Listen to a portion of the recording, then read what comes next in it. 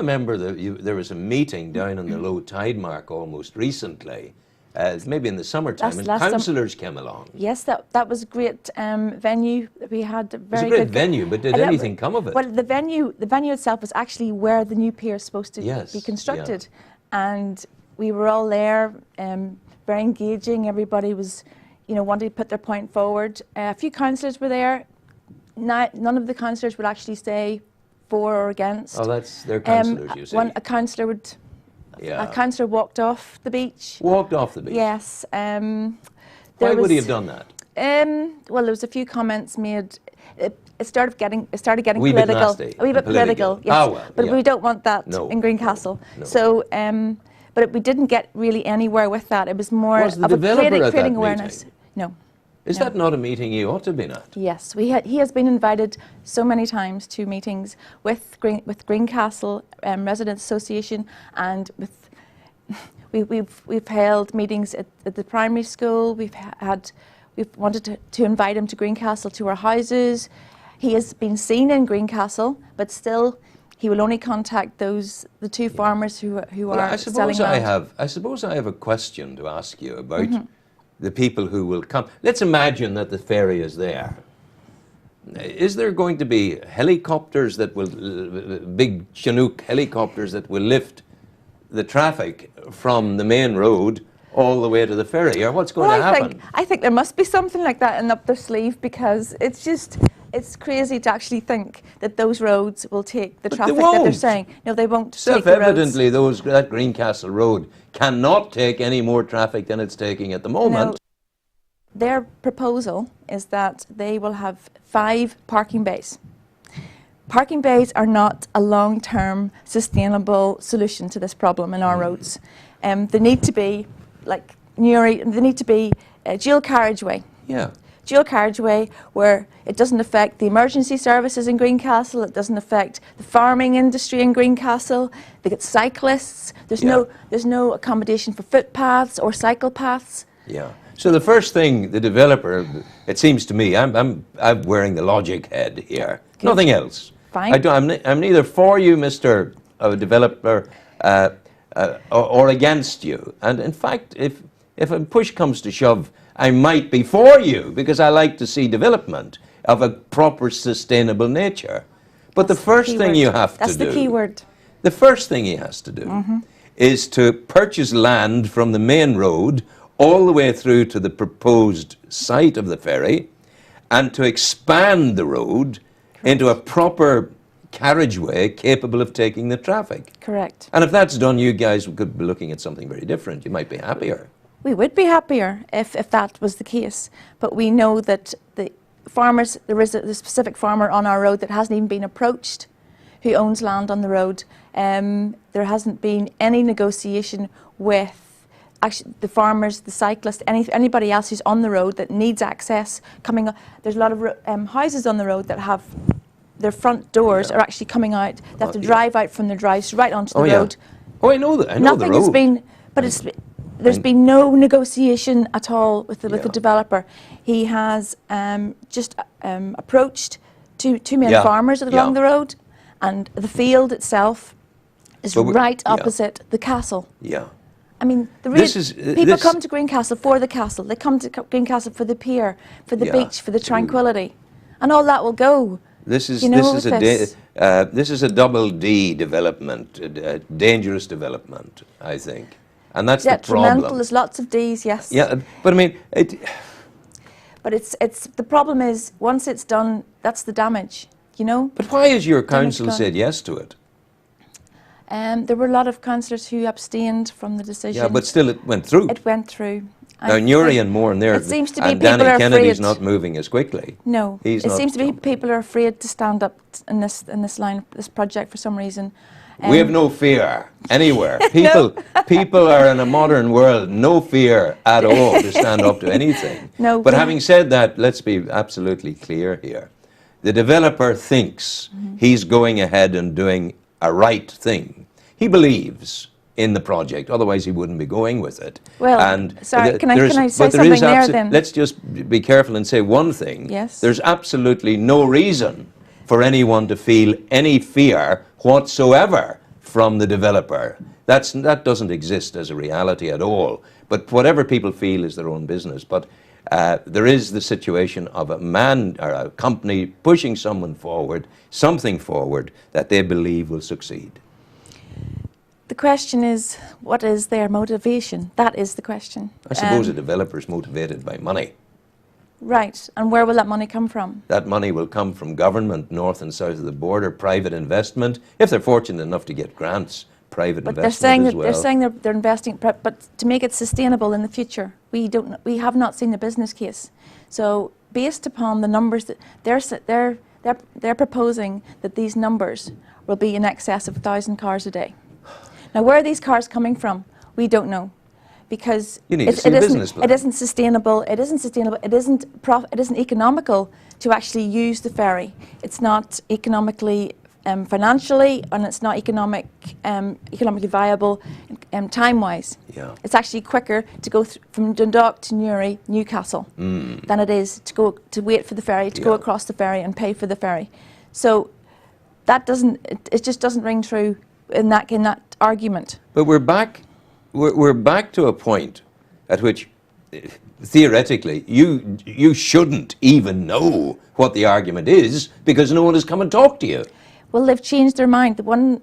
At the very beginning they said it was all about tourism, under the banner of tourism. This is what this project's for. But yet in the applicant's documentation, the applicant himself, Paul O'Sullivan, has actually said that the ferry is only a conduit. Now, how can something be a conduit but yet be under the banner of tourism? That contradicts itself to me. If it's a conduit, it's in and out. So where does that leave Greencastle? It's just a little pawn in the game where it's set aside. You're a flash in the eye as you go by. Exactly. Can I ask you about the environmental impact study? What has it told you?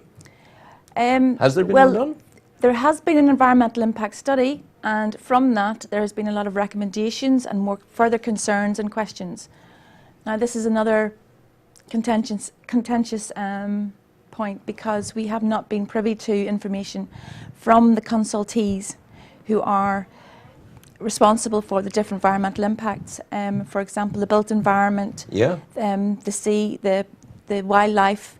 There will be, no doubtedly, there will be a detrimental effect on the wildlife in Greencastle. I'd be concerned for with my friends, the terns, who come from West Africa every year.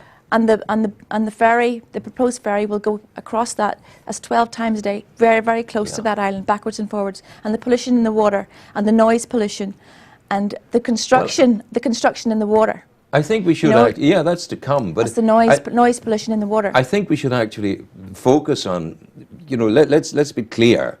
Modern shipping doesn't automatically equate with oil in the water. It shouldn't. No, it shouldn't. And in most cases it doesn't. So we have to assume, I keep coming back to the point of assuming that all of the stuff will be done properly, and the right boat put in, but there is the absence of access, getting in and getting out. That just doesn't exist. The second concern I would have, and it's a demonstrable concern, is the disturbance that would be created for the colony of terns and the Brent geese coming in from Canada. And the seals. These are major, and the seals, who I know and love there. And we have otters now too. Otters as well. Yes. Like we need to get the World Wildlife Fund involved here. We need to get the RSPB, Royal Society for the Protection of Birds, involved here. Well, they are involved. And we need to find, what are they saying?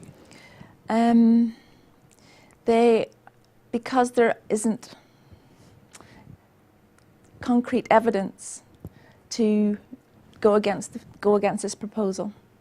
They have their concerns, they have their recommendations, but it doesn't seem to be a concrete argument to say no to the ferry. They're not saying no to it. Yeah. Okay. Which is all the little birds have. Yes. Is you and so me. So we're fighting. Yes. And the likes of us. Yes. Yeah. Well, the likes of us, we have developed a Facebook site, and we have over 630. Is that Facebook? Greencastle, keep it green. Keep it green. Keep it green. Keep it green is the name of the campaign that we have. But I think you have a huge campaign, and in all honesty, it goes no further than build the right roads. Yes. Now that's if Well, you're not going to build it- build the right roads, Well, it's, you know, there's a you bit shouldn't be more. there. There's a bit more than that as well. The actual site for the ferry, for the car park at the moment, is right in front of the castle. Now, if you imagine, I don't know whether you've been into the castle or not, but if you're standing up at the castle looking out towards the Oh, shore, it's fantastic. Yeah. that view will be a concrete car park. Yeah. And this construction of a pier, 170 metres long, in front of the castle. Yeah. So, and the entrance to the castle will be, I mean, you'll have to pass that to get to the ferry. So people say, do you want to go to Greencastle today, you know, to see the castle like we used to do?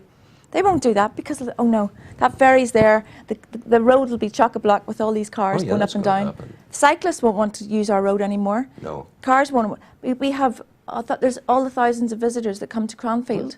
There's Come to Cranfield and they come to visit us every summer. Yeah. You know, for a lovely Absolutely. round walk. Yeah, Up the absolutely. beach, down the road. If the tide's in, they need to use the Sure, road. it's an area that the RSPB has traditionally always done major bird counts in the bay there. I've done the bird counts. I've been there. You know, it's constantly there. But are people? You mentioned people coming to Greencastle. Yes. Do you get many visitors? Oh, we do. Really? Oh, yes. You're a well-kept secret. A bit like Carlingford but used you to be. See, And we're God not forbid, even promoted. God forbid the day that you get hen parties coming in, because that has destroyed Carlingford, I tell you.